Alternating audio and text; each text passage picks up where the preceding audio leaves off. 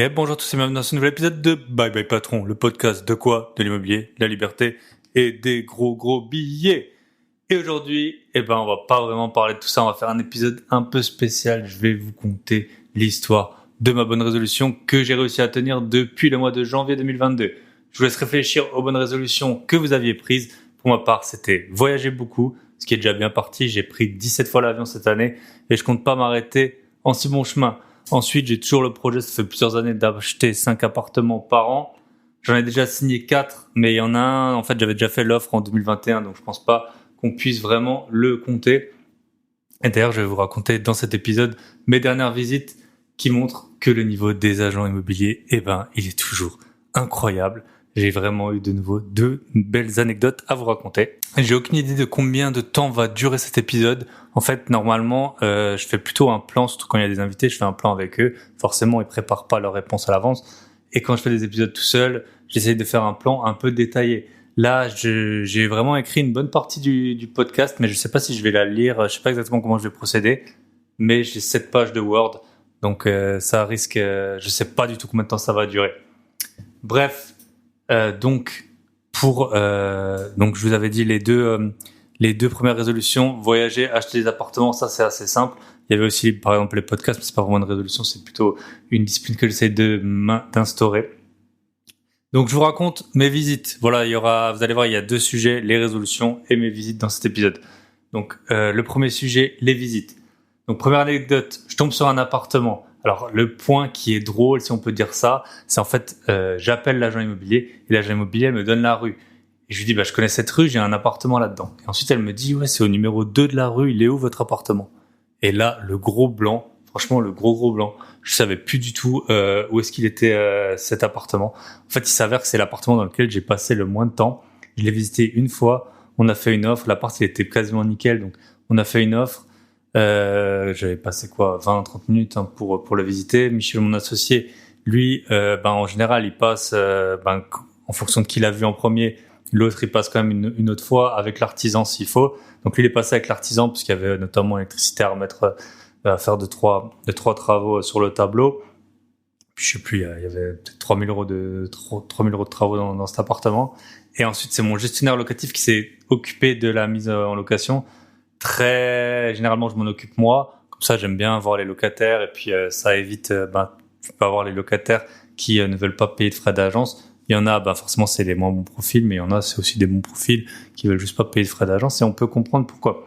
Donc, dans l'appartement, j'ai passé peut-être 30 ou 40 minutes. J'étais quand même retourné juste avant de signer chez le notaire. C'est là où j'avais fait l'épisode comment gagner 500 euros en 3 questions.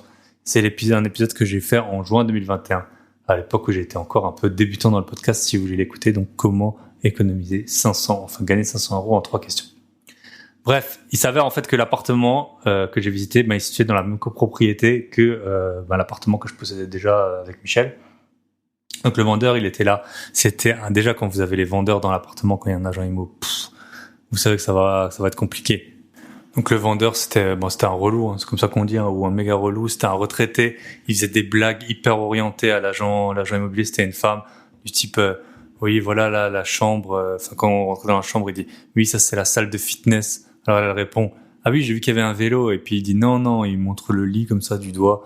Oui, ça c'est la salle de fitness. Le genre de blague super relou. Je pense qu'on est agent immo, on doit en entendre souvent. Ça doit être quand même assez compliqué de prendre sur soi tout le temps. Voilà. Vous avez des défauts, les agents immobiliers. En tout cas, ça, je peux pas vous l'enlever. Moi, je pourrais pas faire ce métier, rien que lui, quand je l'ai vu, franchement, si j'avais été l'agent immo, j'aurais eu envie de le tuer. Puis ouais, il revenait, il avait des trucs à dire sur chaque fois qu'il me présentait quelque chose, il avait des choses à dire que c'était pas bon, que c'était pas ci, que c'était pas ça. Bref. De toute façon, nous, quand t'es habitué à visiter des appartements, on pourrait t'ouvrir la porte et c'est pareil, limite, quoi. Bref. Donc, l'appartement, il semblait un peu cher, en fait, pour rien vous cacher. Moi, j'avais acheté 63 000 euros l'appartement dans la même copro. Alors, il s'avère qu'il était moins bien orienté, qu'il était mansardé, mais c'était le même type d'appartement, un T2. Et là, il était affiché à 81 000 euros. Donc, sachant que je l'ai acheté à 63 000 il y a 2 ans. Donc, le T2, je le loue 550 euros par mois. Donc ça fait une renta brute de 9,5. Donc c'est pas forcément ce qu'il y a de meilleur, mais c'est quand même vraiment pas mal pour un appartement dans lequel j'ai passé moins d'une heure. On a le même locataire depuis 2 ans, voilà, il paye nickel, un appart qui nous coûte 0. Et puis ça se trouve, ben voilà, on voit le prix maintenant affiché, c'est 81 000 et nous on l'a payé 63. Donc c'est toujours pareil, c'est un peu embêtant quand vous achetez.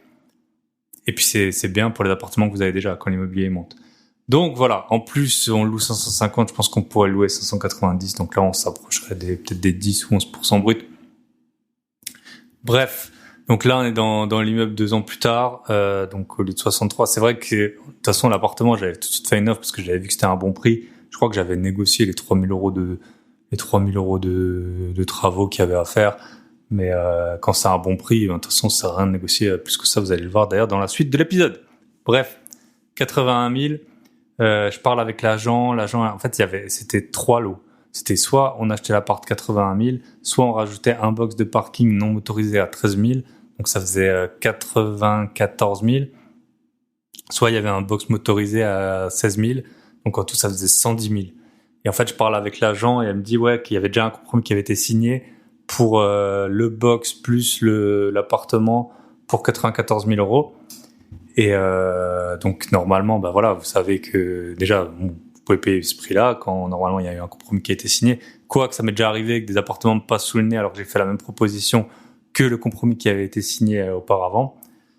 Bref, en tout cas, je savais pas trop comment faire par rapport à. En général, j'aime pas spécialement les garages parce que c'est trop de travail. Alors soit en fait vous louez avec l'appartement et dans ce cas-là, vous allez pas pouvoir louer l'appartement beaucoup plus cher, vous allez peut-être toucher d'autres profils, mais vous allez pas pouvoir louer l'appartement beaucoup plus cher, un petit peu plus cher, mais pas forcément beaucoup plus cher, parce que les gens quand ils arrivent, qui viennent visiter, ils se disent toujours qu'ils pourront se garer dans la rue et tout, même si en fait c'est super galère. Et puis notamment l'endroit là où il est l'appartement, il est assez proche d'un centre-ville, dans une petite rue. La petite rue, elle est gratuite, je crois. Donc souvent quand c'est gratuit, les voitures bougent peu, vous trouvez pas de place.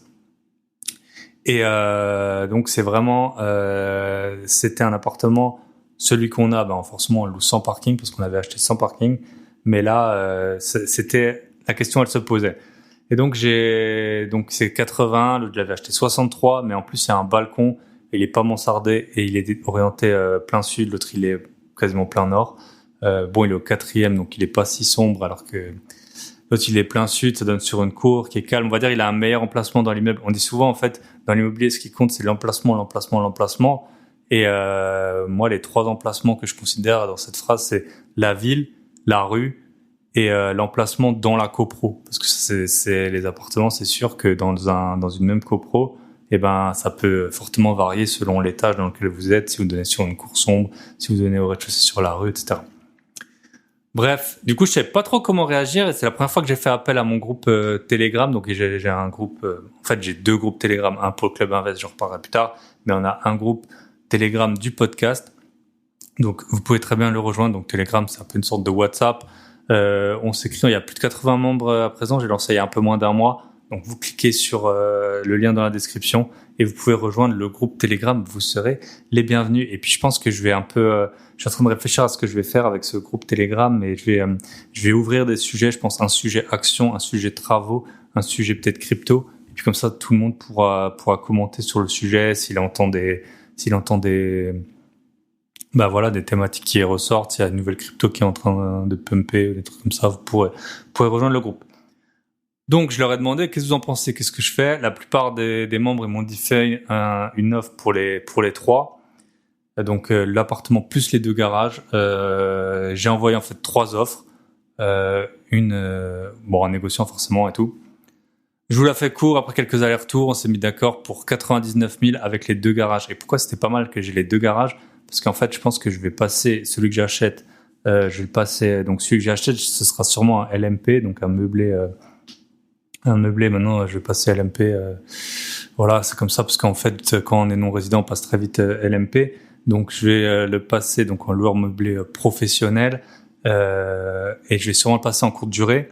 Et en fait quand vous avez de la location courte durée, les parkings c'est hyper important d'avoir un stationnement, surtout si par exemple vous êtes dans une rue payante. S'il n'y a pas de parking à proximité, c'est hyper embêtant. Les voyageurs ils sont là admettons toute une semaine et en fait dans la rue c'est payant. Après, il y a des personnes qui viennent en train, en avion ou que sais-je, mais pour les personnes qui viennent en voiture, avoir une solution de stationnement, c'est très important. Et donc là, en fait, vu que je fais l'acquisition des deux garages, je vais sûrement louer en courte durée déjà celui que j'achète. Et puis quand le locataire de l'autre appartement quittera l'appartement, je vais voir pour également le mettre en courte durée. Et là, ça augmentera fortement la renta parce que donc là, je vous disais, j'achète 99. Je pense que je pourrais louer à peu près le tout 99 000. Je pourrais louer le tout 750 € par mois, donc ça fait une renta peut-être dans les 8% bruts. C'est pas incroyable, mais bon, faut aussi voir ce que c'est. C'est moi, je suis toujours là pour empiler les lots, comme je dis souvent. Je suis pas là pour diviser des biens, avoir des immeubles entiers où c'est compliqué niveau gestion et tout. Moi, j'essaie vraiment je visite, je fais une offre, boum, après je le loue et puis j'en entends plus parler. Là, on va peut-être faire de la courte durée vu que j'ai des concierges maintenant qui sont très bien. Et donc avoir les parkings, ça pourrait être utile. Donc pour l'instant, j'aurai une renta de 8%. En louant l'appartement, je pense que je louerai 590 €. Et à mon avis, en courte durée, il fera plus que 1000 € par mois. Donc là, on commencerait à être pas mal. Voilà. Donc ça, c'est sûrement l'acquisition que je vais faire. En plus, j'en ai parlé avec mon banquier. Ça devrait aller. Bon, bref. On va voir. Ensuite, je vais vous raconter quand même le niveau des agents IMO pour les autres visites que j'ai fait. Alors, j'ai eu l'agent IMO qui arrivait pas à ouvrir un box de garage parce qu'il y avait une sorte comme un cadenas supplémentaire. Et elle me dit, ah oui, vous les hommes, vous avez le sens pratique pour ça, genre pour les serrures de cadenas. Vous savez comment ça marche. Et donc, vu qu'elle arrivait pas à l'ouvrir, j'ai ouvert le cadenas. Elle était là, ah ouais, c'est vraiment ça, vous les hommes et tout. Enfin, bon, voilà. Désolé pour les femmes qui savent ouvrir des cadenas. Pour ce genre de discours, mais c'est toujours un peu impressionnant. Tu te dis, bon, l'agent IMO, voilà, elle a bien. Je savais que ça faisait déjà quelques semaines qu'elle l'avait. Puis elle savait quand même toujours pas ouvrir le garage. Bon, voilà. C'est comme ça. Après, j'ai eu une autre agent IMO qui savait pas se servir d'un laser. Elle me dit, oui, le laser pour mesurer les pièces. Et elle me dit, ah oui, mes enfants, ils m'en ont offert un, mais je sais pas m'en servir, blablabla. Elle commence à me sortir je dis, parce que moi, je demande souvent combien elle mesure les pièces. Et elle me dit, oui, alors là, elle commence à sortir son mètre ruban. Je lui dis, attendez, j'ai un laser. Donc, je l'ai fait avec mon laser. Normalement, j'essaie toujours d'y penser quand je vais en visite. Donc, j'ai dû lui mesurer tout l'appartement. Elle voulait mesurer, c'était un appart de 3 chambres. Elle voulait mesurer avec son mètre déroulant. Bref. Elle m'a aussi dit que refaire une façade, ça coûtait 2500 € pour un 80 mètres carrés. Donc, voilà. Bref, comme d'hab. Et puis le pompon, je vais vous raconter. Ça a été en fait encore un autre agent. En fait, j'ai visité 2 appartements qui étaient de la même taille. Il y en avait un, il fallait tout casser, et il était assez sombre. Il était à 112 000 €. Et ensuite, j'ai vu un autre appartement pas loin de là, dans la même commune et tout, dans une copro plus récente, la même taille, avec un box de garage. Quasi pas de travaux, 99 000. Donc il y avait un qui était sombre, il fallait tout péter, y compris changer les fenêtres, 112 000, et l'autre de la même taille, presque rien faire, meilleur copro, 99 000. Donc en fait, on voit bien que les agents, ils savent pas évaluer le prix des biens et qu'en fait, ils donnent le prix pour avoir le mandat. Ils veulent pas. Le gars, je lui ai dit, l'appartement, il est en vente depuis longtemps, là, celui où il fallait tout péter. Il me dit oui, ça fait genre 4 mois. Tu comprends quand je comparais les deux. Pour celui à 112 000, moi, j'aurais donné max à 70 000 € parce que, voilà, pour 99 000, on avait un sans travaux dans un meilleur endroit. Bref, celui à 99 000, qu'est-ce qui se passe? Franchement, c'était un bon prix, mais l'agent, il était un peu mou, c'était un vendredi soir et tout, donc je me dis, j'ai le temps, il était pas là à mettre la pression. Donc je dis, bon, la partie est à 99, il y avait peut-être la salle de bain, lui mettre un petit coup de jeune et tout, mais bon, bref. Je l'évaluais facile à 120 000. Et je dis je vais envoyer une offre. Alors bon, forcément on essaie toujours de gratter un peu, donc j'envoie une offre donc l'autre bien que j'ai acheté, je vais le payer 99 au lieu de 110 000 affichés. Et celui-là là, donc j'envoie une offre à 95 000. C'est le samedi et normalement les négociations ça va super vite en 2 jours. Normalement un appartement en 2 jours. Alors quand il y a le week-end ça peut durer un tout petit peu plus longtemps, mais vous vous êtes mis d'accord sur le prix, vous avez signé l'offre. J'envoie une offre à 95 000. En même temps, donc en fait j'avais envoyé les 2 offres, celui pour avec les 2 garages, et puis celui-là j'envoie une offre à 95 000. C'est le samedi. Le mardi, je le relance, il me dit qu'il faut une attestation de solvabilité de la banque. Le truc qui sert à rien, c'est un papier que la banque elle vous fait. Si vous connaissez pas de banque, vous n'arrivez pas à en avoir. Si vous avez une banque principale, vous pouvez l'avoir super rapidement, mais ça l'engage à rien, bien sûr. Elle a rien vu du dossier, elle sait pas votre situation, elle sait pas quel appartement c'est, combien ça coûte et tout. Bref, il s'avère que j'arrive à l'avoir dans la journée. Je lui envoie au mec le mardi, donc je visite le vendredi. Je lui envoie l'offre le samedi. Je lui envoie l'attestation de solvabilité le mardi. De toute façon, les banques elles sont fermées lundi, la plupart d'entre elles en tout cas. Et bon, il s'avère que moi je partais à Tomorrowland le vendredi matin. Donc c'est un festival en Belgique, élu plein de fois meilleur événement musical du monde. Voilà, si vous avez déjà vu un concert, vous êtes super bien, bah Tomorrowland c'est sûrement mieux que ça. Je passe là-dessus, c'est génial. En tout cas, si vous voulez y aller, ben vous regretterez pas. C'est vraiment top. Puis je suis allé avec mon associé là, et puis encore d'autres potes. On s'est vraiment bien marré. Bref, quand j'étais là-bas, vous êtes en camping, elles sont à fond, vous couchez tard. J'y pensais, et puis en fait, j'étais déjà content d'avoir pu clore l'affaire avec le premier bien. Et je rentre le lundi, donc 6 jours en fait après 6 jours après que j'ai envoyé mon attestation. Chose importante, j'ai envoyé toujours mail plus SMS à chaque fois que j'ai envoyé un truc. Et là, je lui dis alors ça en est où ? J'avais pas de nouvelles depuis le mardi, et il me dit je vous ai envoyé un mail. Le mail, je le vois, il est dans mes spams. Je lui dis c'était dans les spams. Génial. Il me dit oui, ça arrive souvent. Putain, mais le mec il pouvait pas m'envoyer un SMS, il pouvait pas s'inquiéter. En fait, pour toucher, je sais pas, 7-8 000 euros, tu peux pas envoyer un SMS. Donc dans son mail, il me disait que le vendeur faisait une contre-offre à 96 500. Donc moi je lui dis ok, c'est bon, de toute façon à 99 000 j'aurais pris, c'était le bon prix. Mais bon, après si on peut gratter 4 000, on les prend. Hein. Je lui dis que c'est bon. Le lendemain, il m'écrit en fait on a une offre au prix. Je dis, putain, ça fait 10 jours que j'ai visité en fait. 10 jours que j'ai visité, 8 jours que j'ai envoyé mon offre. Et je dis écoutez, je vous envoie une offre au prix aussi et puis on verra bien. Et puis là, je le relance le vendredi. Donc encore parce qu'il me dit oui, je reviens vers vous rapidement, je vais essayer d'appuyer votre offre et tout le bullshit de merde.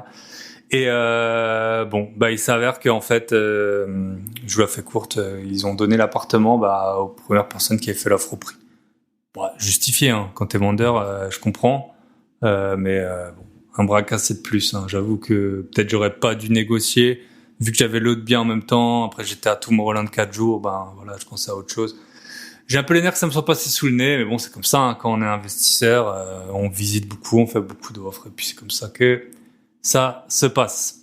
Voilà, c'était assez long, cette petite introduction de mes futurs achats. Donc j'espère au moins que celui à 99 000, là, le premier, ça va se faire. J'ai signé l'offre, mais j'ai pas encore de compromis. Je vous tiendrai informé de l'évolution de cet achat. Mais si je trouve quelque chose, je suis content parce qu'en fait, j'ai cherché vraiment. J'ai visité une journée, j'ai fait, je crois, 7 ou 8 visites. Et puis, si je m'en sors avec un bien, je suis content.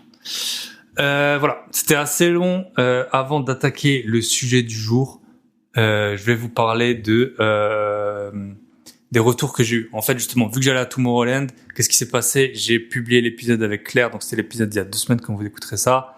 Et puis ensuite, le même jour, j'avais enregistré l'épisode avec Fred, donc Fred qui a son réseau maintenant d'agences immobilières en Thaïlande, le même jour que j'avais diffusé l'épisode.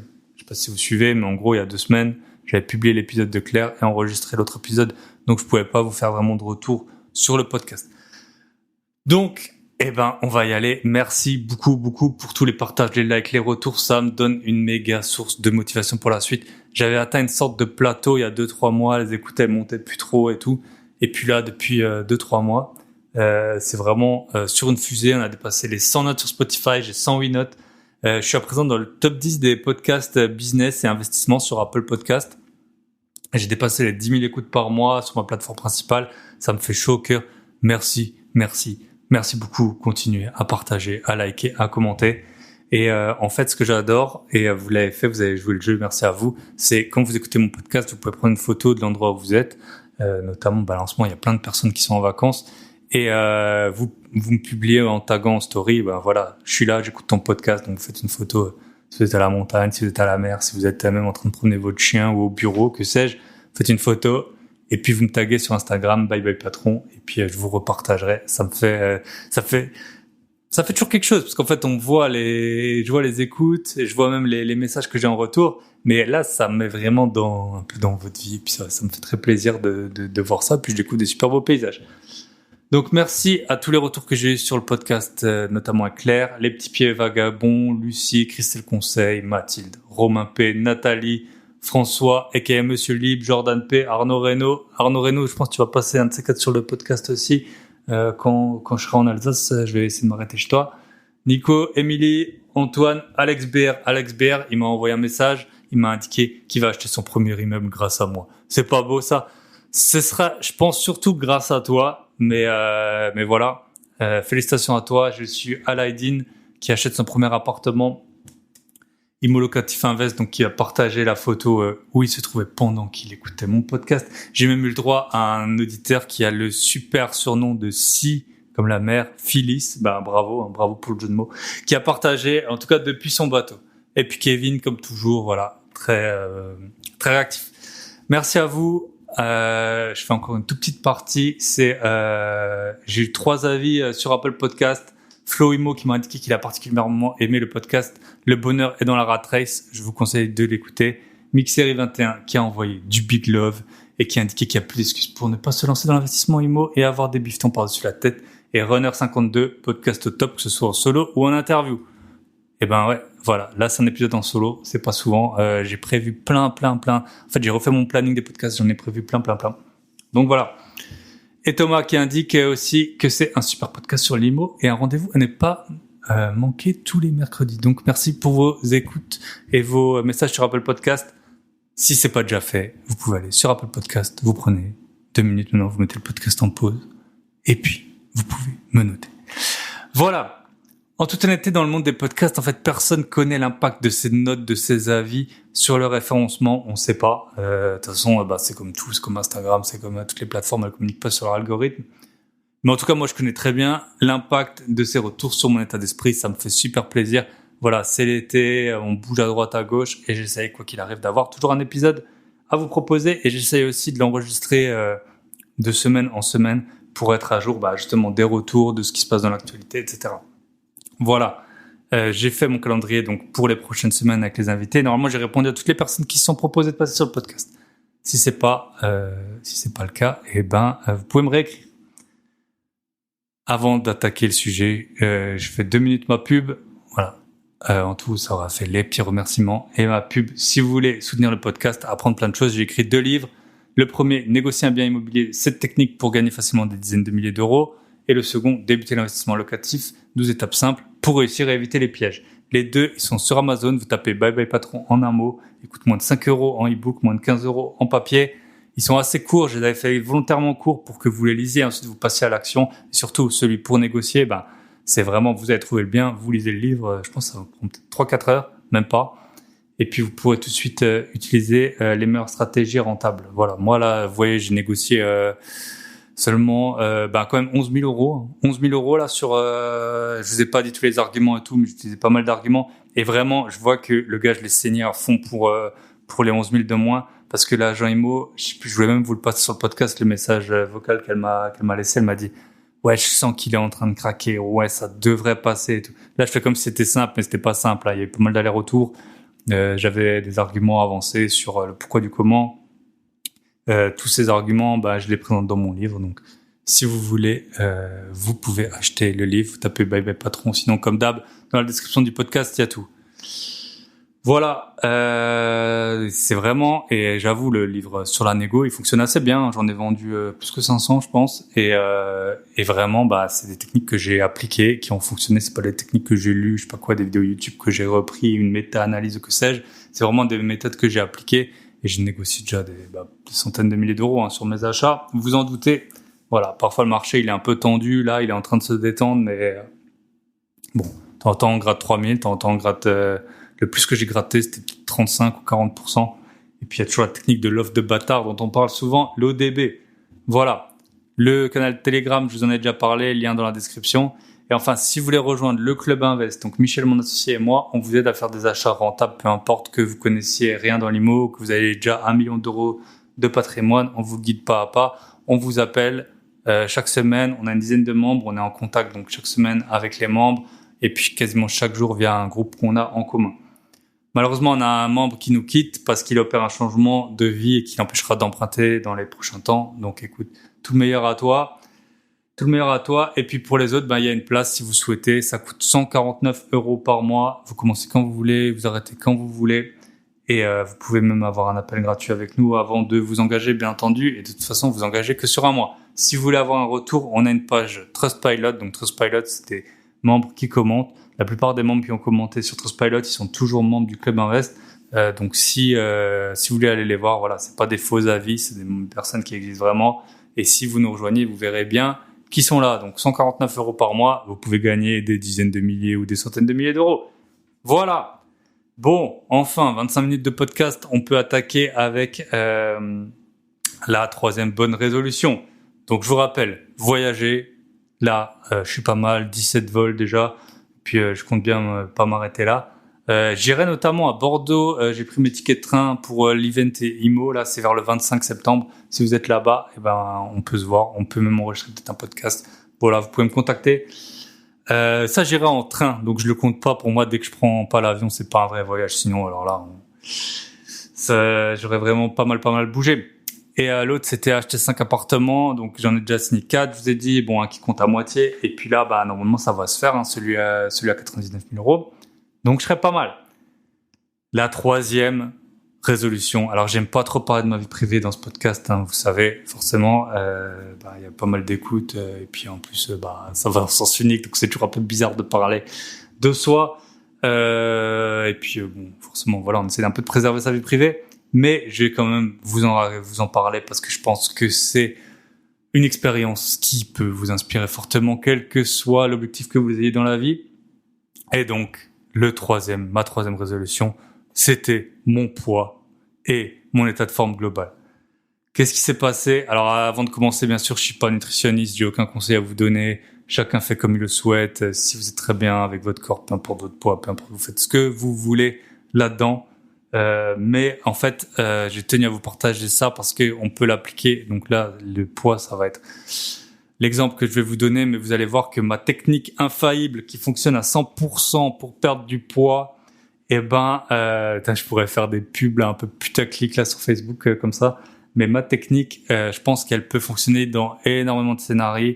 Notamment, ça peut être si vous voulez vous lancer une boîte, si vous voulez apprendre une langue, si vous voulez faire un voyage que vous avez jamais fait, si vous voulez atteindre un certain niveau de sport, si vous voulez, vous occuper mieux de votre femme, de vos enfants, de plus souvent aller voir votre grand-mère, etc. C'est la technique que je vais vous montrer. En fait, c'est une technique qui vous aide à tenir vos engagements, en fait, tout simplement. Alors, on va parler de mon poids. Voilà, vous pouvez faire le parallèle avec, je pense que tout le monde a des objectifs, une liste de 100 choses à faire dans la vie, des choses comme ça, qui fait en fait à postpone, là on dit en anglais, comment on dit de nouveau. Bref, le mot ne me vient pas, vous allez le trouver. Procrastiner, voilà. Donc, qu'est-ce que je peux vous dire? 2021, ça a été un peu la cata.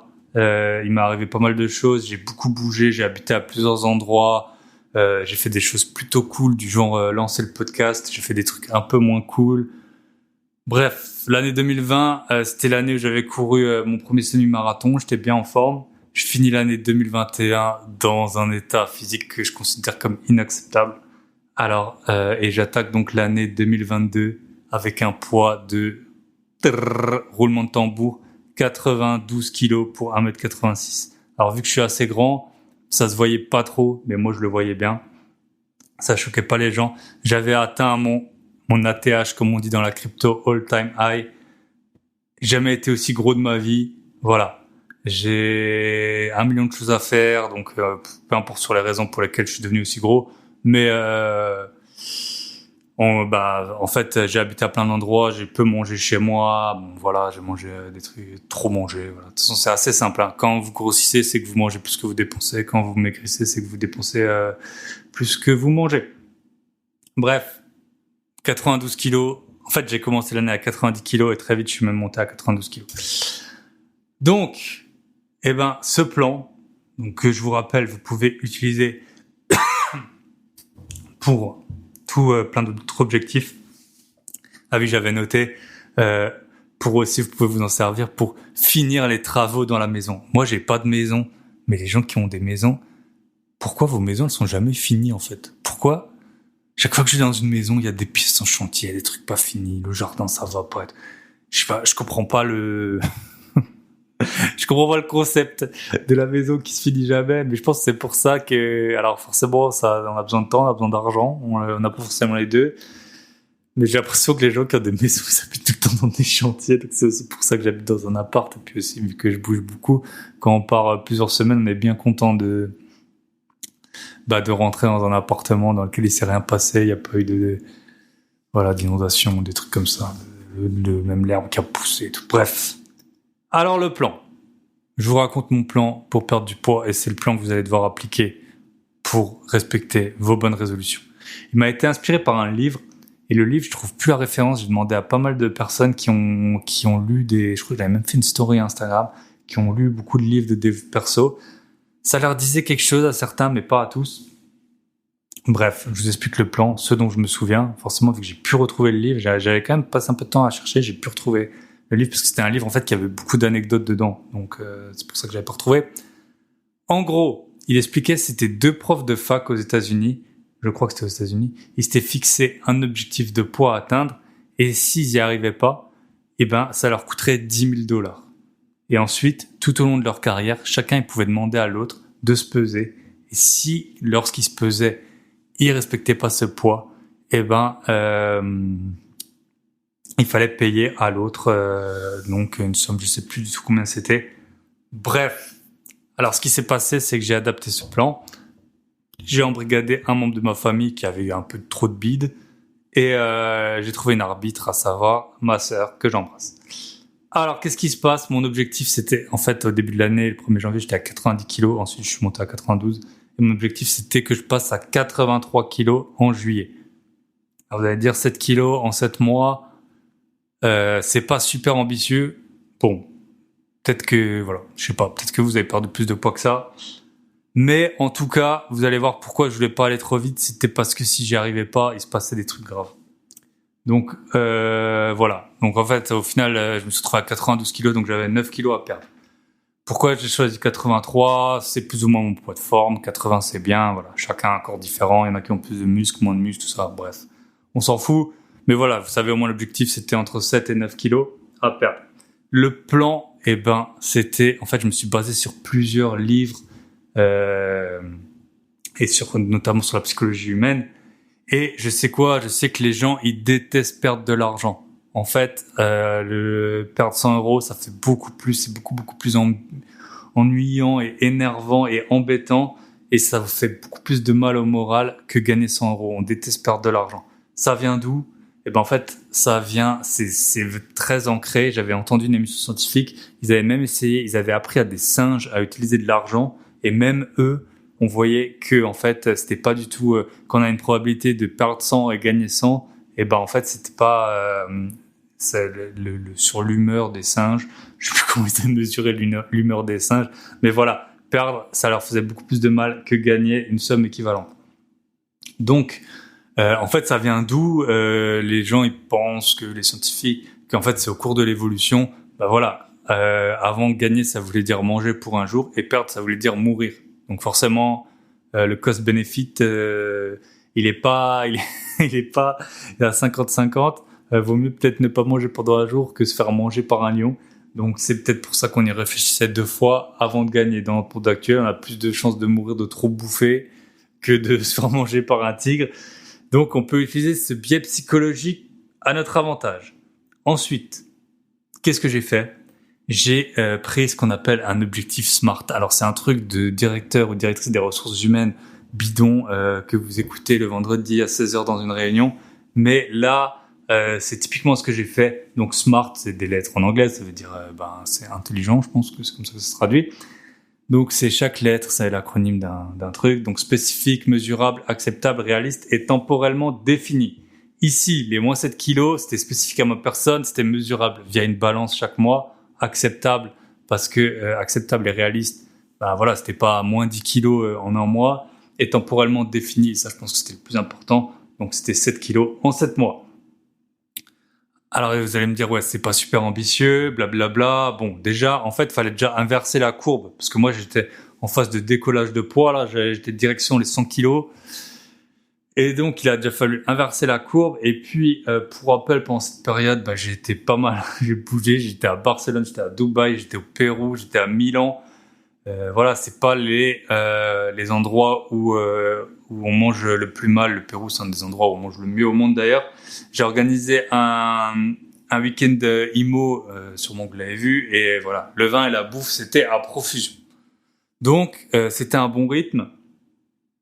Et voilà, pour faire le parallèle avec d'autres domaines de la vie, si vous voulez lancer une société, c'est des objectifs comme ça qu'il faut vous fixer. Par exemple, un objectif SMART, donc ma société spécifique, je sais pas, qu'est-ce que je fais? Je dois créer les statuts de la boîte, je dois avoir élaboré mon produit que je vais vendre, avoir assez de fonds pour le stock et tout. Donc, il faut, voilà, si vous n'avez pas d'argent, vous n'allez pas vous dire j'ai besoin d'1 million d'euros pour mon stock dans 2 mois.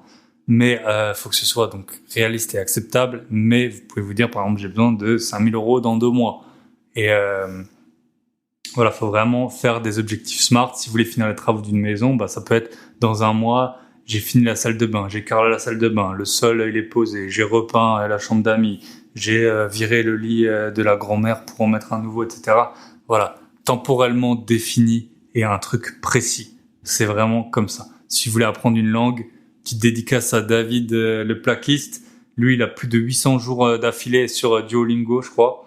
Et puis d'ailleurs, là, j'ai vu, il est en vacances au Portugal, en train justement d'appliquer. Il faut que ce soit spécifique, atteignable et surtout temporellement défini. Donc ça pourrait être par exemple, pendant les 6 prochains mois, 3 fois par semaine, je vais faire 1 heure de anglais, portugais, allemand, que sais-je. Voilà, l'objectif, il est défini. Et en fait, c'est là le point, c'est pas le pain point, c'est le point, le miracle de cette technique, il réside dans un seul truc, c'est l'amende.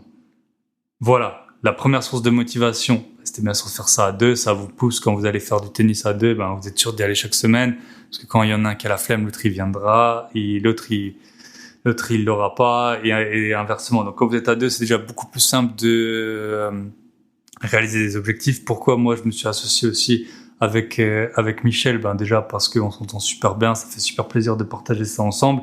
Et aussi, il y a des fois où moi j'ai un peu des coups de mou, j'en ai marre de visiter, j'en ai marre des agents IMO, j'en ai marre des banquiers, lui il prend le relais. Et puis parfois, lui, il s'embrouille avec des gens et tout. Et donc c'est moi qui prends le relais quand vous êtes à 2. Déjà, ça vous aide. Mais ça, c'est pas la martingale, vous n'êtes pas sûr d'y arriver.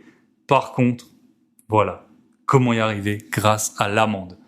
Alors l'amende, en fait, c'est pas il faut bien comprendre que c'est pas un pari, c'est vraiment une amende. Donc, si les deux réussissent à le faire, personne ne doit payer. Si les deux échouent, les deux doivent payer. Et donc, en fait, le montant, il faut très très bien définir le montant de cette amende. Il faut qu'il soit assez élevé pour que vous n'en ayez pas rien à foutre, du style, si c'est 30 euros, écoutez, si pendant 7 mois tu peux manger tout ce que tu veux, au pire tu perds 30 euros, ça va pas te motiver. Et après, il faut pas qu'il soit irréaliste non plus. Si vous dites que c'est 1 million d'euros, je suis pas dans vos portefeuilles, mais si vous dites par exemple qu'il faut 1 million d'euros, vous savez très bien que vous n'allez pas payer 1 million d'euros d'amende à vos proches, donc ça fonctionnera pas. Donc en fait, il faut vraiment trouver le montant qui vous embête le plus, mais que vous êtes que vous pouvez payer. En fait, c'est pas que vous êtes prêt à payer, vous pouvez le payer. Et nous, on a fixé, c'est moi qui l'ai fixé, à 5 000 euros. 5 000 euros, voilà. Si on n'arrive pas à tenir l'objectif, l'amende, c'est 5 000 euros. Voilà. Il y en a qui vont trouver ça. La plupart des gens, quand je leur dis, alors déjà, le gros avantage, c'est que quand les gens ils veulent vous faire bouffer, tu leur dis, j'ai un pari à 5 000 euros pour maigrir. Ça calme quasiment tout le monde. Voilà. Donc, nous, on avait défini 5 000 euros. Donc, si tous les deux, on perd assez de poids, personne n'a rien à payer. Si tous les deux, on n'y arrive pas, ce sera 5 000 euros d'amende. Mais alors là, en fait, le biais du système, on le voit tout de suite, c'est que si tous les deux vous restez trop gros, vous atteignez pas votre objectif, en fait, vous allez que vous échanger l'argent. Toi, t'as pas réussi, tu donnes 5 000 à l'autre et l'autre, il te donne 5 000. Du coup, j'ai fait rentrer ma sœur qui avait un rôle d'arbitre Et elle prenait la moitié de la somme. Donc au moins, voilà. Quand en plus vous savez que vous allez devoir donner de l'argent à quelqu'un qui vous a juste demandé combien vous pesez, eh ben forcément ça vous motive d'autant plus. Et elle sera rétribuée avec un repas dans un restaurant étoilé si tous les deux on arrive à perdre le poids qui est prévu. Donc voilà, la méthode, vous devez trouver donc alors forcément, si vous voulez créer votre boîte ou apprendre une langue, c'est pas forcément quelqu'un qui va avoir le même objectif que vous, mais vous allez devoir trouver un compère d'objectifs en fait.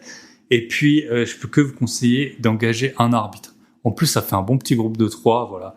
De temps en temps, ma sœur, elle m'écrit, alors vous en êtes où? De toute façon, je vais pas vous faire durer le suspense très longtemps. On est en août, le pari durait 7 mois, voilà. Donc, alors, il y avait 2 timings, et ça, je pense que c'est très important, peu importe les objectifs. C'est en fait, on avait le timing des 7 mois, donc si on n'arrivait pas, c'était les 5 000 euros. Mais aussi, on avait des échelons mensuels, donc à la fin de chaque mois, on devait envoyer une photo à ma sœur de notre poids. Et là, en cas d'échec, c'était 200 euros. Et en fait, donc on devait perdre 1 kilo par mois pendant 7 mois. Et si on n'y arrivait pas, donc c'était 200 euros d'amende qu'on devait donner à ma sœur. Ça, je vous cache pas qu'il y a eu, notamment de la part de l'autre protagoniste, il y a eu un peu des reports de pesée. Et en fait, ça aurait mieux fonctionné si on avait tout de suite donné de l'argent à ma sœur et que si ça avait été un échec, elle aurait tout de suite pris. Voilà. Parce que là, du coup, il y a eu un peu des négos et tout. Mais bon, voilà. L'important, c'est que ça soit bien passé. Alors, je vous donne le déroulement de ces 7 mois de diète. Ça n'a pas été de la diète super dure non plus, c'était 7 mois, c'était 1 kilo par mois. Mais voilà. Donc comme je vous ai dit, moi je suis pas nutritionniste, mon plan pour maigrir, il est assez simple, je dois limiter au maximum les glucides et les aliments méga gras du style fromage, charcuterie. Et aussi les boissons, moi j'ai tendance à beaucoup sortir, donc on boit, du vin, de la bière, tout ça c'est hyper calorique. Voilà. Moi, ma diète, j'avais déjà fait une diète, elle est inspirée du livre de Tim Ferriss, ça s'appelle The 4-Hour Body. Je sais pas s'il existe en français. Je l'avais lu tout de suite après la semaine de 4 heures, donc ça fait au moins 7 ans, je pense. Mais en gros, lui, il conseille, voilà, c'est ça. Pour faire simple, vos repas, tu manges une source de protéines, donc en général, de la viande, du poisson ou des œufs, et puis des légumes. Grosso modo, c'est ça. Et puis lui, il a un cheat day, donc un jour par semaine, où tu peux manger tout ce que tu veux. Pour justement que ce soit plus simple, à la fois que ton corps se mette pas en mode survie, et puis aussi psychologiquement. Bref, voilà. Moi, c'est assez simple. Je dois surtout limiter, les glucides. Après, chacun, il y a les gens qui sont fans de la keto, il y a des gens qui sont fans de trucs hyper protéinés. Voilà, faites comme vous voulez. Moi, c'est comme ça que je fais. De toute façon, il y a des millions d'influenceurs sur YouTube et tout qui peuvent très bien vous apprendre comment maigrir. Mais en gros, si vous mangez des légumes, des fruits, pas de plat en sauce et que vous buvez que de l'eau et puis un peu ça devrait bien se passer. Bref, passons sur mon plan hyper précis de perte de poids. Mais au final, il y a un gars qui est très connu, Gary Vee. Il dit oui, il y a tous ces gens qui parlent de comment faire pour, en fait, parce que lui il parle surtout de business, le Gary Vee. Il dit qu'il te parle de comment faire des diètes miracles et tout. Il dit en gros, mange des pommes et tu vas maigrir. Et c'est vrai que parfois, il n'y a pas besoin de trop se prendre la tête. De toute façon, pour maigrir, c'est simple. Tu dois être en déficit calorique, donc manger moins que tu dépenses. Et puis, il y a deux solutions. Pour ça, c'est soit tu fais du sport, donc tu augmentes tes dépenses, soit tu manges moins. Et franchement, manger moins, c'est beaucoup plus simple que faire du sport. Parce qu'en fait, quand tu cours une demi-heure ou 3/4 d'heure, ça va à peine compenser quelques petits écarts. Bref. Donc, pour vous faire simple, janvier, je vous ai dit, je suis parti à Barcelone, à Dubaï. Qui dit vacances, dit beaucoup manger. On dit tu pleures 2 fois quand t'es en vacances, quand tu pars et quand tu te pèses.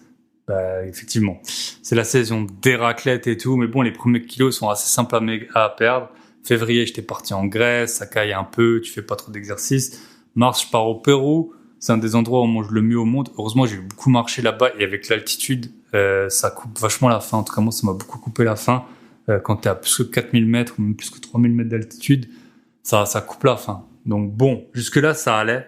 Et en fait, à partir d'avril, j'ai commencé à avoir la motivation forcément qui diminuait. Ça faisait 3 mois que je faisais quand même gaffe. Et je me suis dit que j'allais me remettre à courir. Et notamment, je vais encore les globules rouges de l'altitude du Pérou. Donc, vous savez, quand vous allez en altitude, vous avez plus, je crois que c'est des globules rouges qui transportent l'oxygène. Et donc, je me suis dit, bah, c'est trop bête. Maintenant, là, j'ai les globules rouges de l'altitude. Je vais recommencer à courir. Donc, j'ai recommencé à courir. Voilà, d'abord, j'ai commencé petit à petit. Et puis maintenant, là, ça fait vraiment depuis bien 3 mois que je fais du sport environ 5 fois par semaine. Bon, je la fais court, je suis parti à Milan, j'étais à festival au Hellfest, j'étais à Tomorrowland, c'est des festivals, il y a quasiment pas de légumes, vous mangez que des burgers, des pizzas, bon, voilà. À la limite, ma vie, vous en foutez un peu, mais je vais vous indiquer les enseignements que j'ai pu tirer de cette expérience. Bon, je vous fais pas languir plus longtemps, j'ai réussi l'objectif de ces 7 kilos. Mon compère de diète, il a aussi perdu beaucoup de poids. Donc franchement, c'est vraiment une réussite. Et je pense que, alors voilà, tout réside dans ces 5 000 €. Pour moi, c'est vraiment l'amende qui fait que, en fait, tu t'y tiens. Plus, c'est vrai, tu t'es engagé par rapport à des membres de ta famille et tout. Plus, bah voilà, tu te sens mieux. Donc c'est un peu tout ça qui a fait que ça fonctionne. Mais voilà, c'était vraiment cette amende de 5 000 € qui nous a... Bah déjà, c'était un peu original. Et puis bon, franchement, personne n'a envie de perdre 5 000 €, surtout pour un truc qui est censé quand même... Parce que t'as pas fait un truc qui est bon pour ta santé. Voilà, donc les bienfaits que j'ai tirés de cette expérience. Et les enseignements. Premier bienfait, bah, je me sens beaucoup mieux, beaucoup plus en forme. Là, il fait super chaud. Et je suis bien content d'avoir perdu ce poids. Et puis en plus, qui sait où j'en serais si en fait j'avais juste rien fait. Vu que j'avais pris beaucoup de poids en 2021, bah ça se trouve j'aurais continué jusqu'à 95 ou je sais pas 100 kilos peut-être. Voilà, là je suis de nouveau beau gosse comme à 20 ans. Je suis bien fit et tout. Et puis je vais encore un peu continuer. Je vais essayer de passer même jusqu'à 80 kilos. Deuxième bienfait. En avril et en mai. Et alors là, je m'y attendais pas du tout. J'ai 2 de mes banques. Voilà, on retombe jamais. Voilà, après, je ferai plus d'épisodes de fitness, perte de poids et tout. Bon, quand même, c'est un challenge qui m'a pris 7 mois. Donc, pour préparer un podcast, c'est pas mal de faire une expérience comme ça de 7 mois. Bref, en avril et en mai, j'ai 2 de mes banques qui me demandent d'aller compléter des dossiers médicaux et faire des analyses de sang pour des emprunts. J'avoue que en fait, j'y avais plus du tout pensé à ça. Les banques, j'avais déjà fait ça pour ma banque sur laquelle j'étais la plus endettée. Et en fait, bon, je travaille avec plusieurs banques. Et là, il s'avère que elle me demande ça. Alors franchement, je sais pas du tout ce qu'elle tire exactement de tout ça, mais moi, j'étais pile au bon IMC là, vous savez, de l'indice de masse corporelle, ça vaut ce que ça vaut, bien sûr. Mais je pense qu'elle regarde ça, les banques. Et grâce à la diète, en avril et en mai, j'étais déjà dans les clous. J'étais plus parce qu'à 90, c'est surpoids. Bon, j'étais pas beaucoup en surpoids, mais surpoids. Et là, j'étais de nouveau dans les clous. Et puis en plus, à l'analyse de sang, tout était ok. Et je pense que, alors je sais pas du tout ce que ça aurait été si j'avais rien fait, mais bon, manger des légumes, manger sainement, faire de l'exercice, ça a pas pu en tout cas altérer mes analyses, et ça a plutôt eu comme vertu, à mon avis, de les améliorer. Troisième bienfait, finances perso. J'ai de nouveau plein de vêtements qui me vont, donc une bonne économie d'argent, et c'est aussi sûrement mieux pour la planète. En fait, j'avais atteint mon poids là, le all-time high, en faisant une erreur. À un moment, mes fringues ils commençaient à me serrer parce que je grossissais, et comme un idiot, je suis allé racheter des fringues. Et donc là, en fait, on dit qu'on progresse quand on sort de sa zone de confort. Et en fait, moi, j'ai fait pile l'inverse. Je me suis recréé une zone de confort qui est encore plus mauvaise pour moi. Donc, vraiment, erreur magistrale de racheter des fringues. Mais mine de rien, alors bon, après aussi, quand tu maigris, t'as envie de racheter des nouveaux fringues. Mais par exemple, moi, je passe assez peu de temps en costume. Et en costume, costard, quoi. Et je sais que j'avais pas de costard qui m'allait pour mon poids. Donc, parce que c'est super ajusté forcément. Et là, bah, ça m'a économisé un costard. Alors, chacun met l'argent qu'il veut. Je sais pas, à 500 €. J'ai pas besoin d'en racheter un pour un futur mariage ou pour, voilà, quand je vois des PDG de grosses sociétés. Donc voilà. 4e bienfait. Franchement, on englobe pas mal de sujets, hein, je trouve, avec ce sujet perte de poids qui est un peu un prétexte pour le reste des analyses. 4e bienfait, je pense que ça, je sais pas si ça les a améliorés, mais en tout cas, ça a maintenu des bonnes relations avec les membres, les 3 membres qu'on est de ma famille, donc ma sœur et puis le deuxième protagoniste, parce que on s'écrit plus souvent par rapport à ça, on s'est tenu au courant, on s'est même appelé, alors comment ça va. Voilà. C'était assez drôle. Ma sœur, elle a été manger chez l'autre personne. Et puis, juste à la fin d'un mois, je sais plus, elle m'a dit genre le 28 ou le 30. Et puis, lui, il avait fait tout un repas. Et puis, lui, il mangeait rien parce qu'il savait qu'il avait la pesée dans 2 jours. Donc, voilà. Très drôle. Ça fait des anecdotes à raconter. Et puis, voilà, hein, c'est vraiment un bienfait d'entraîner les autres pour qu'ils soient la meilleure version d'eux-mêmes. Donc, bien entendu, il faut qu'ils le souhaitent. Hein. Chacun fait comme il veut, mais quand tu progresses ensemble, c'est top. Donc ça, c'est les bienfaits. Les enseignements que j'ai pu en tirer. Donc, il y en a 3. Premier enseignement, c'est on prend toujours le temps qui nous est alloué. Vous connaissez le principe. Si vous avez écrit un mémoire dans votre vie ou peu importe, vous savez très bien que si vous avez 2 mois, vous allez le faire en 2 mois. Si vous avez 2 semaines, vous allez le faire en 2 semaines. Le travail, il s'étale de la façon à couper le plus de temps disponible jusqu'à son achèvement. J'ai mis 7 mois pour réussir cet objectif. J'aurais sûrement pu en mettre que 4 ou 5. Mais bon, pour rappel, en cas d'échec, c'était 5 000 €. Les gens qui me disent oui, c'est simple, tu peux le faire plus vite. Les gars, c'était 5 000 €. Voilà. Si vous voulez, pour vous faire mousser, le faire 2 mois plus vite et au risque de perdre 5 000 €, c'est vous qui voyez. Parce que franchement, je dois avouer, sur la fin, mon poids il descendait plus beaucoup, je mangeais plus trop, et c'est aussi ça qui m'a vraiment motivé à continuer à faire du sport, parce qu'au bout d'un moment, en fait, ton corps il s'habitue à plus trop manger, et donc c'est vraiment le sport, je pense, qui a permis de continuer. Et puis c'était quand même long, hein. Donc franchement, sans cette amende, je sais pas si j'aurais tenu une diète aussi longue. Ça s'appelle la loi de Parkinson. Donc le travail s'étale de façon à occuper le plus de temps disponible pour son achèvement. Si vous donnez une tâche à faire à un de vos subalternes, si vous le demandez de le faire en 1 jour, en 1 semaine, il vous rendra quasiment le même travail en fonction de ça. Pareil, si on part en vacances, il y a plein de gens qui s'y prennent pas à l'avance, ensuite il faut réserver, vous prenez peut-être l'avion, vous prenez pas les billets d'hôtel et tout. Vous attendez, alors que ça pourrait être réglé beaucoup plus vite. Mais bon, le deuxième enseignement, c'est faire les choses coûte que coûte. Et c'est vraiment, je pense, que j'ai le plus apprécié dans cette méthode, c'est qu'elle se concentre uniquement sur les résultats. Elle en a rien à faire des excuses, parce qu'en fait, on a toujours des bonnes excuses pour pas faire un truc. J'aurais pu trouver 1 million de raisons de pas réussir. La gestion de tout ce que je fais, voilà, vous savez, j'ai plein d'activités, les déplacements, je mange pas toujours chez moi. Mais en fait, c'est une méthode vraiment qui se base que sur les résultats. On s'en fout que tu aies eu 0 effort à faire ou 1 million d'efforts à faire. C'est juste combien. Et il y a un dicton au golf. Alors, pour ceux qui connaissent pas le golf, dans la plupart des formules, en fait, c'est un score. Et plus le score il est bas, plus vous gagnez. Et en fait, on dit au golf, on dit pas comment t'as joué à la fin d'une partie, mais combien t'as joué. Donc on s'en fout si t'as fait des beaux coups et tout. L'important, c'est quel score t'as fait. Seul le score et le résultat, ils comptent. Si vous avez un business, c'est pareil. Si vous dites, je dois appeler 100 clients ce mois-ci, si vous êtes malade, si, je sais pas, vous avez dû aller vous occuper de votre chien, etc., vous aurez toujours des excuses. Mais à la fin, voilà, soit vous avez appelé 100 clients, ça se trouve, vous l'avez fait le premier jour, vous avez appelé 100 clients, soit vous l'avez, vous n'avez pas pu certains jours, mais à la fin, quoi qu'il arrive, il faut que vous ayez appelé 100 clients. Et le fait d'appeler 100 clients, ça va vous faire progresser dans votre business. Et j'avais écouté l'interview d'un créateur de start-up. Je me rappelle plus comment elle s'appelle, c'était un truc c'était pas Hit the Road ou un truc, je suis plus sûr. Et lui, en fait, c'était une société de transport de camions et il racontait qu'au début, je crois qu'il appelait 100 clients par jour. Enfin, un truc complètement fou.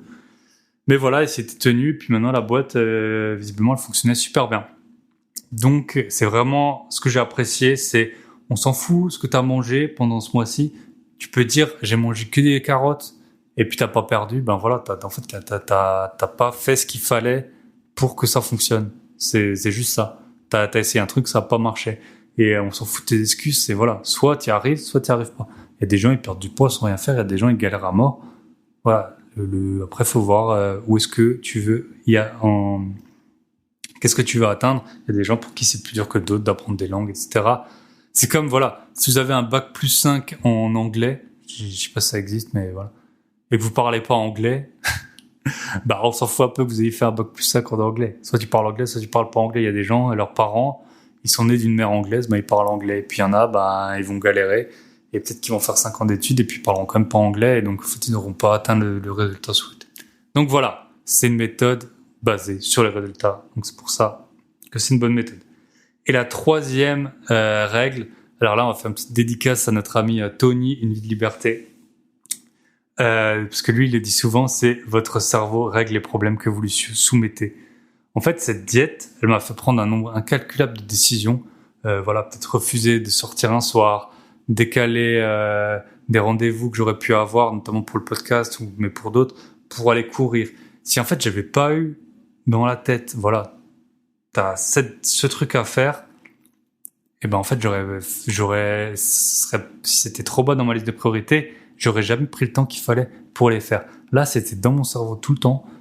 J'avais cet objectif, donc, et puis mon cerveau, et puis moi aussi, hein, enfin de façon consciente, et ben on a trouvé, je sais pas si on dit c'est un peu bizarre, mais comment régler ce problème, donc à savoir comment faire pour bien manger, donc comment s'organiser pour bien manger, même quand tu pars en déplacement et tout, et comment faire du sport de façon régulière. Voilà, si vous voulez acheter un appartement par exemple, il va falloir visiter, il va falloir faire des offres, il va falloir aller voir sa banque, ça c'est un truc qui est contraignant. Si c'est pas tout en haut de votre tête, vous allez jamais le faire. Et c'est pareil, il y a plein de gens qui veulent lancer une société dans, je sais pas peu importe le domaine. Si vous, c'est pas dans votre top priorité, vous aurez 1 million de choses. Franchement, il y a plein de trucs beaucoup plus fun à faire dans la vie que d'aller courir. L'autre jour, je suis allé courir à 7h du matin, c'était horrible. Il y a des fois, je suis allé courir à 9h, 9h30 du soir.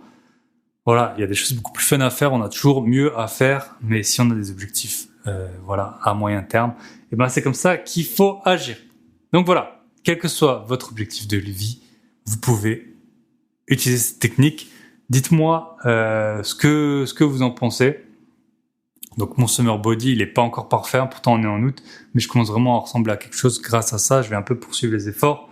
N'hésitez pas, si vous écoutez cet épisode un peu plus tard, donc là il sera diffusé aux alentours du 11-12 août, là j'ai pas le calendrier sous les yeux, 10 août peut-être, 10 août à mon avis. N'hésitez pas à m'écrire de temps en temps. Alors t'en es où ? Pour un peu me mettre la pression pour voir si j'ai pas repris du poids et puis si j'ai continué, voilà, j'aimerais bien finir l'année à 80 kilos. C'est tout. J'ai tenu 58 minutes. Voilà. Je vous souhaite à tous encore un très bel été. Je vais enregistrer beaucoup de podcasts ces prochains temps, mais on aura des très bons invités. Promis, je vous raconterai plus ma vie dans les prochains épisodes. Et voilà, c'était un projet de 7 mois. Ça a été une réussite. Je dois vous le partager. Et puis, je vous indiquerai aussi où ça en est avec mon investissement à 99 000 euros. Très bonne journée à tous. N'oubliez pas, likez, partagez, commentez. Et vous pouvez m'envoyer une petite photo de l'endroit où vous êtes pendant que vous écoutez. Si vous voulez me contacter, info@byebyepatron.net ou sur Instagram, byebyepatron, et tous les liens, les livres, le canal Telegram et le Club Invest. Si vous voulez nous rejoindre, il y a une place. Tout est dans la description du podcast. Donc, que vous écoutiez sur n'importe quelle plateforme, vous avez la description du podcast. Très bonne semaine à tous. Bye bye.